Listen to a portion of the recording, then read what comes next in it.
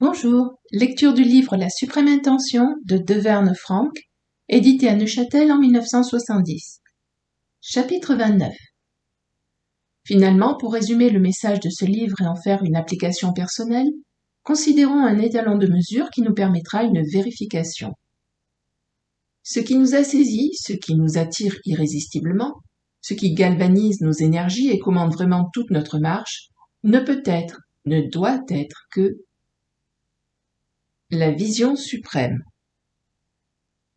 Sinon la vie ne vaut pas la peine d'être vécue. Est-ce bien là que nous en sommes?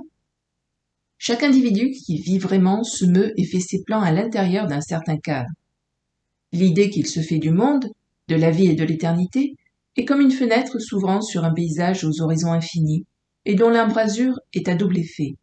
Elle limite ce qu'on peut voir, mais elle peut aussi le mettre en valeur. Tous les concepts fondamentaux de la vérité obéissent à ce même dualisme. Ils sont circonscrits par l'encadrement de cette fenêtre ou, comme nous l'appellerons plutôt, par un cadre de référence. Quand il n'y a pas de vision, le peuple périt. Les volets sont fermés. Si la fenêtre est étroite, il y a une importante limitation. Ce qui est caché au-delà du cadre personnel de référence, l'intéressé ne le voit pas. Aussi est-il impossible d'être attiré par un horizon qui échappe au cadre personnel qui nous est échu, lequel nous apparaît d'ailleurs d'une dimension appréciable, et nous paraît même mettre en valeur ce qu'il embrasse.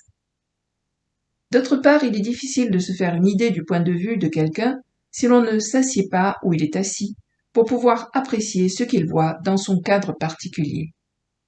C'est là ce qu'Ézéchiel entendait quand il écrivait « Là où ils étaient assis, je m'assis ». Ézéchiel chapitre 3 verset 15 version Darby. Une expérience récente m'a amené à une plus claire compréhension de ce problème du cadre de référence. Je rendais un jour visite à l'un des chefs de l'église mormone. Cet homme s'imaginait naturellement que je voyais les choses dans le cadre typique des autres croyants évangéliques qu'il avait rencontrés. Supposant que mon intérêt primordial était d'être sauvé et d'aller au ciel, il m'exposa combien cet objectif, centré sur soi-même, lui paraissait étriqué. Il fut vraiment renversé quand il découvrit que je n'étais pas de ce bord-là et que je ne voyais pas la vérité dans le cadre habituel limité à ce que Dieu a fait et qu'il fera pour l'homme. Il chercha ensuite à me classer dans un cadre un peu moins étroit. Il supposa que mon principal intérêt était dans l'établissement sur la terre du royaume de Dieu universel et juste, ou dans la restauration du jardin d'Éden et de ce qui avait été perdu par Adam. Son étonnement ne fit que croître quand je l'assurai que mon but était beaucoup plus grand. Il se convainquit alors que j'étais d'accord avec son propre cadre de référence. Il était identique au mien, pensait-il. Il se mit alors à m'expliquer comment les Mormons avaient la réponse au glorieux dessein que Dieu avait conçu en créant ce vaste univers. Quel en avait été le mobile d'après lui?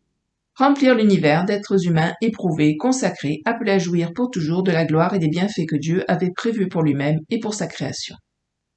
C'était là bien sûr quelque chose qui dépassait, et de beaucoup, le cadre de référence du commun des mortels. C'était ce qu'il avait vu de plus grand. Cette mesure-là, il ne pouvait pas la dépasser. Aussi fut-il fortement intrigué quand je l'assurai qu'il n'avait pas encore réellement répondu au dessein de Dieu et à sa suprême intention. Car enfin, pourquoi Dieu conçut-il le royaume? Quand Adam tomba dans le péché, dans quel but Dieu incorpora-t-il la rédemption à son dessein? C'était mon tour maintenant de faire valoir ce que je savais, et je m'efforçai de le persuader que Dieu avait révélé dans sa parole le cadre suprême auquel on pouvait tout rapporter. Bien que nous ne puissions pas, pauvres humains que nous sommes, connaître les détails infinis de la suprême intention de Dieu, j'exposai ma conviction que Dieu avait soulevé le voile du mystère et qu'il était absolument indispensable que nous soyons tous saisis et attirés par cette vision-là.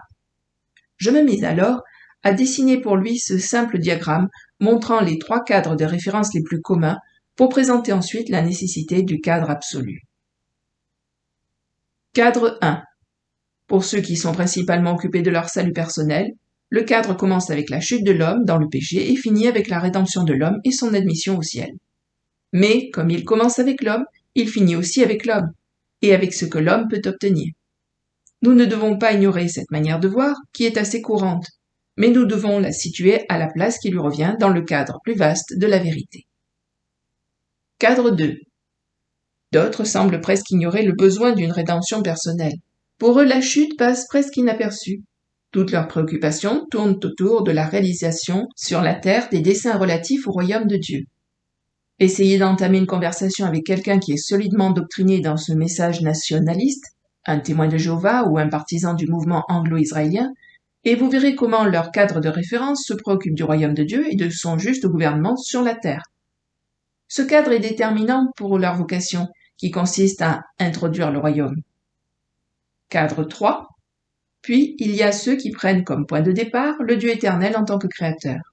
Commençant avec Dieu dans sa création, telle qu'elle est décrite dans la Genèse, ils cherchent à trouver, à cette vaste entreprise, une signification, un mobile. Ils en donnent de nombreuses interprétations. Mais ce cadre, même pour le fondamentaliste le plus fervent, semble s'arrêter avec l'homme, conformé à l'image de Dieu, et jouissant finalement de tout ce que Dieu envisageait dans une nouvelle création. La création tout entière attend anxieusement le merveilleux spectacle des fils de Dieu entrant en jouissance de ce qui leur était destiné. Il n'est pas encore possible au monde de la création de voir la réalité, non pas qu'il ait choisi d'être aveugle, mais parce que c'était le dessein de Dieu qu'il resta ainsi limité, bien qu'un espoir lui ait été donné. Et cet espoir, c'est qu'à la fin, la vie créée sera tout entière sauvée de la tyrannie du changement et de la corruption pour avoir part à cette magnifique liberté qui ne peut appartenir qu'aux enfants de Dieu. Pour tous ceux qui ont des yeux pour voir, il est clair qu'au temps présent, partout la vie créée gémit dans une sorte de travail universel d'enfantement. Romains 8, versets 19 à 22, version J.B. Phillips. Ainsi toute la création sera délivrée. Il l'a dit, voici je fais toutes choses nouvelles, Apocalypse 21, verset 5. Mais au-delà de cette intention libératrice, Dieu doit avoir une meilleure raison d'agir ainsi, une création nouvelle. Pourquoi nouvelle? Dans quel but? Ceux dont la consécration s'inscrit à l'intérieur de ce troisième cadre veulent que Dieu reçoive la gloire et l'honneur à cette heure prochaine où toutes choses seront nouvelles. C'est certainement, dans un sens, aller plus loin que le seul intérêt de l'homme. Cependant, cette manière de voir est encore trop limitée. Il reste un cadre plus vaste, un cadre plus digne du caractère de Dieu, qui donne à la vie, celui-là, son sens absolu. Cadre 4. Nous voici arrivés au cadre de référence suprême. Nous serons surpris de découvrir, si nous ne l'avons pas encore atteint, qu'il a son origine bien loin en arrière, dans le cœur même du Père, non pas seulement à la fondation du monde, mais avant la fondation du monde. Comme nous l'avons fait remarquer dans son épître aux Éphésiens, par une révélation toute spéciale, Paul commence avec « Dieu le Père de notre Seigneur Jésus-Christ », qui est la cause première de toutes les causes. Ce n'est pas la chute de l'homme qui a été le facteur déterminant de tout le reste, ce n'est pas le désir que Dieu avait d'un royaume, ni même le plan qu'il avait établi pour une nouvelle création, mais c'est l'être, c'est la nature même de Dieu, le Père, qui détermina son désir éternel, sa préoccupation suprême et finalement le chef-d'œuvre absolu que lui donnera cette satisfaction dont son cœur de père est si digne. Quel cadre de référence pourrait être plus grand que celui qui commence avec le Père et finit avec cette nombreuse famille qui lui apportera, à lui et pour son honneur éternel, gloire, plaisir et satisfaction? Dans un tel cadre, l'importance du salut ne nous échappe pas, puisque l'homme est tombé. Le royaume non plus ne passe pas inaperçu, et on peut en dire autant de la nouvelle création. Ces trois éléments font partie intégrante de ce quatrième cadre. Mais nous voyons en plus le Père et son immense famille. Et c'est cette dernière perspective qui donne son vrai sens à tout le reste. Revenez aux paroles de Paul dans Romains 8, et dites s'il est possible de trouver une signification plus étendue. Romains 8, versets 28 à 30, version J.B. Phillips. Il est tout aussi évident que nous sommes enfin parvenus en lui à la pleine maturité des fils.